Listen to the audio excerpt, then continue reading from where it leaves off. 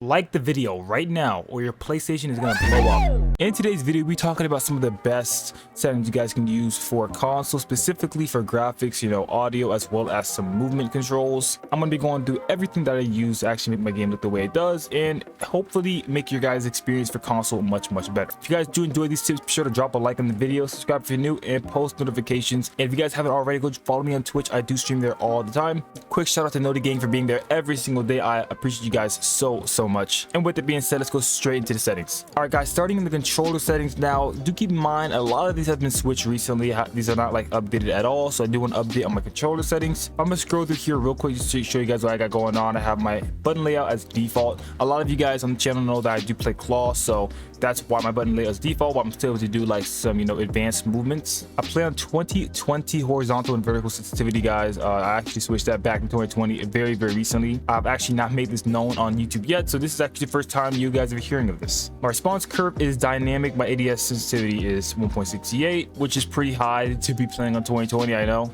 Aim assist standard. Aim down sight hold. Nothing crazy there. Equipment behavior hold.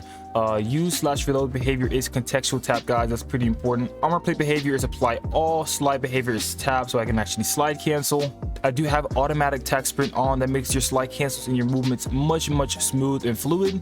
And I do have parachute all deploy disabled. All right, guys, going to the graphics section. A lot of people actually ask me what my graphics are. I've made like a lot of videos on the subject alone, but I'll go ahead and go through my in-game graphics for you guys. Safe area, I don't really play around with this too much. I know you can like increase the amount of space you have on your screen, but I think I just leave this at max.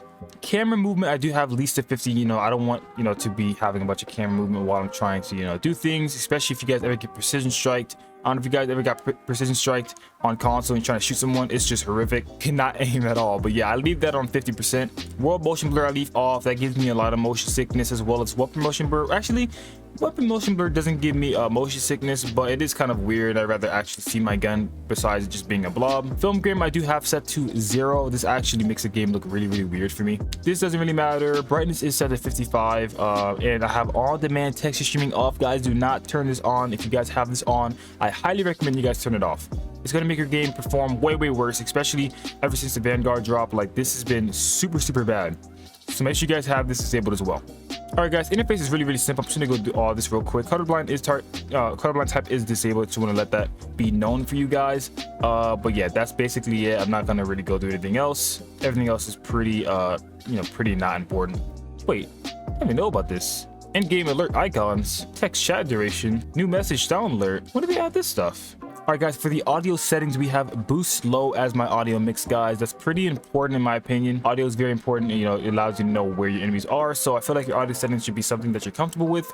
I personally love boost low. I heard boost high and home theater are two other great ones you guys can use depending on your headset.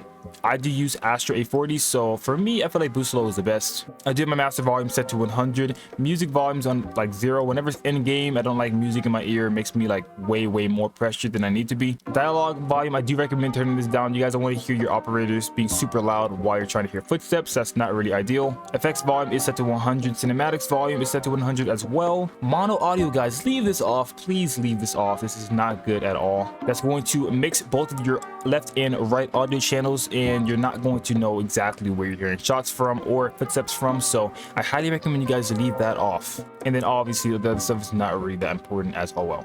All right, guys, but that's basically all the settings I have on my console. I do play specifically on PS4 for those of you that are wondering. If you guys enjoyed the video, be sure to drop a like I said in the beginning of the video. Also, let me know if there's any settings you guys want me to go over more, or if there's any tips you guys want on the channel. And with that being said, I'll see you guys in the next one. Peace, love, and understanding always.